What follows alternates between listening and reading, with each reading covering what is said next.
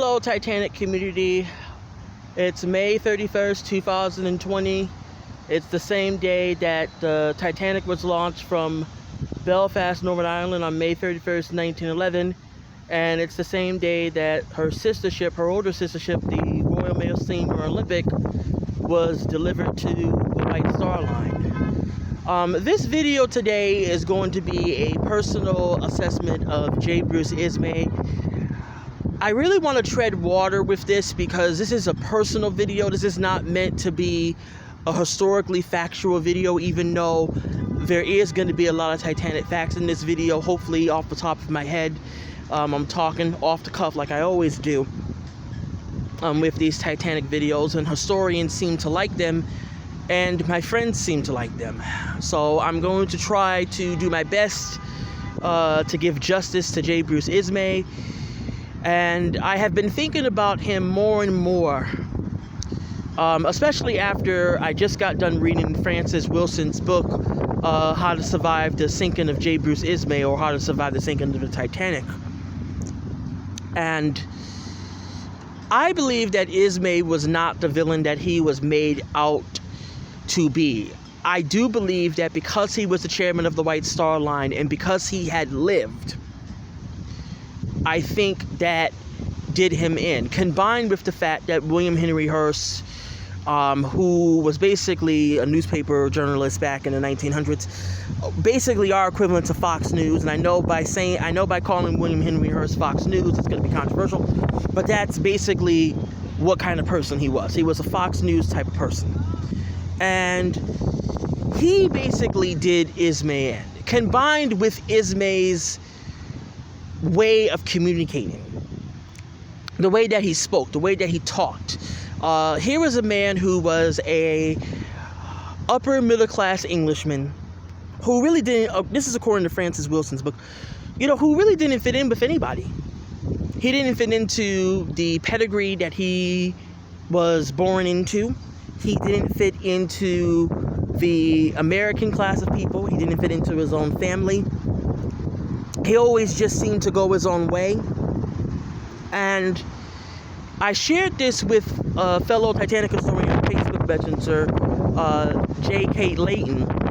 And the more and more I think about Ismay, and because I sort of insert myself into Ismay now, when I was a child, when I was younger, when I was, back when I first learned about Titanic, and I've been studying Titanic, well, if you call reading 20 books studying Titanic, but I've been basically a Titanic enthusiast for the last 25 years of my life, since 1996.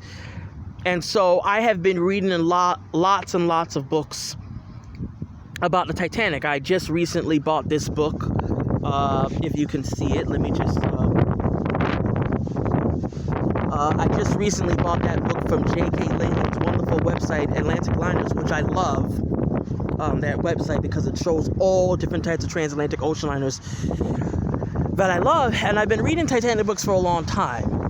I've never really actually read a book on Captain Smith or William Murdoch or J. Bruce Ismay. And J. Bruce Ismay is the first book that I've actually read about him. And the more I think about J. Bruce Ismay, the more I believe that J. Bruce Ismay was on the autism spectrum. I do believe that he had autism spectrum disorder. Now, obviously, it's been almost 100 years since he's died. It's been over 100 years since the Titanic sank.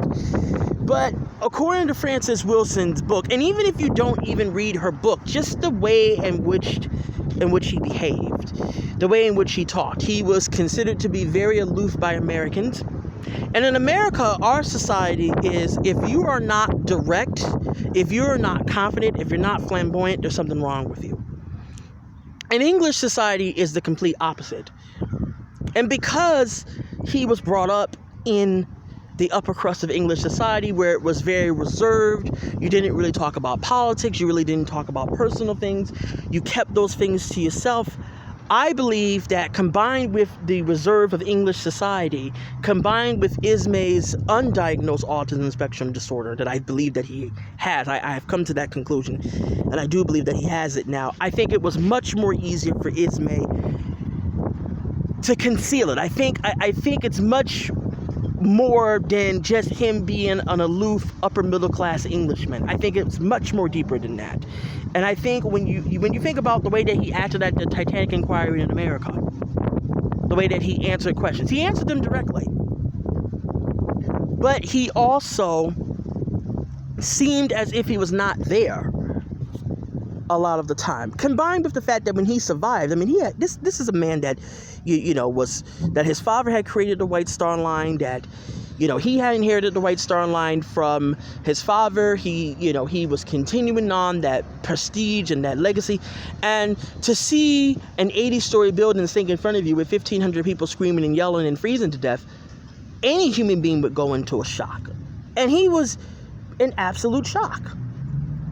He had PTSD. So combined with the PTSD and his personality and the way that he behaved in society, I definitely believe that this man was on the spectrum.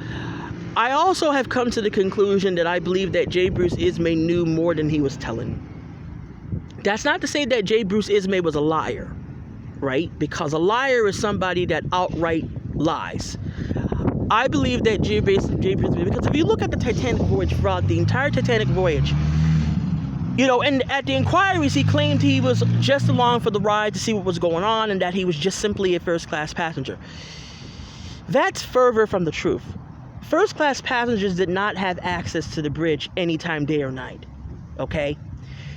First-class passengers did not have access to the chief engineer.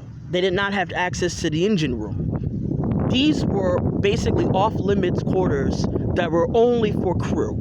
And on occasion, if a crew member took you on a, guided tour or whatever. But you just didn't get out of your bed in the middle of a night after an accident and just waltz up on the bridge and talk to the captain and say, "Captain, what's going on? I've been woken up out of my sleep. Sorry, have we lost propeller blade?" And I think all of that sort of did him in, because Captain Smith did talk with them. I mean, it's natural for your employee to talk to your employer about things, right? I mean, we know that Captain Smith gave J Bruce Ismay an ice warning. We don't know exactly why he gave him that ice warning. We will never know, because both of them are dead. Ismay certainly didn't go into detail about that. He, tried to play it off. But I think that it was just Captain Smith giving his employer the heads up to say, "Hey, your brand new ship is headed into ice, and I'm going to take proper precautions." But rather than J Bruce Ismay saying that, rather than J Bruce Ismay being forthright and saying that he was just letting me know what was going on, he downplayed it. He also downplayed the fact that he didn't know the speed of the Titanic. "Oh, I don't know how fast the Titanic was going. I think she was going 75 RPM per hour." But he knew that Titanic was going at a speed of 21 to 21 knots, because he had a discussion with the chief engineer about, the speed of the ship and whether or not they were going to do a full speed test on Monday, Monday morning into Tuesday morning. Unfortunately, the Titanic accident happened, and, that speed test, never happened. But all of this, combined with the press and the fact that he was the chairman of the White Star Line, and he had decided to live. He had got into a lifeboat. He had decided to live. He did help women and children into those lifeboats, but I sort of believe that, from my perspective, I sort of believe like Ismay was more of a nuisance, in my opinion, in some ways, but he did save a lot of women and children. So we can't fault him for that.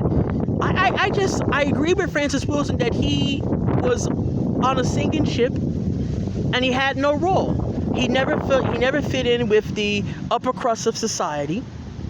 He wasn't really a passenger, even though he was a passenger. He wasn't a crew member. So what was his role? What was he to do? I mean, obviously, I disagree with J.K. Linton, the Titanic historian, who I have tremendous respect for, and I think he's a very humble historian, and I think very knowledgeable more than I am. Obviously, I disagree with him that I think it was played up, because you think about Ismay's childhood, for example. He was miserable at those boarding schools.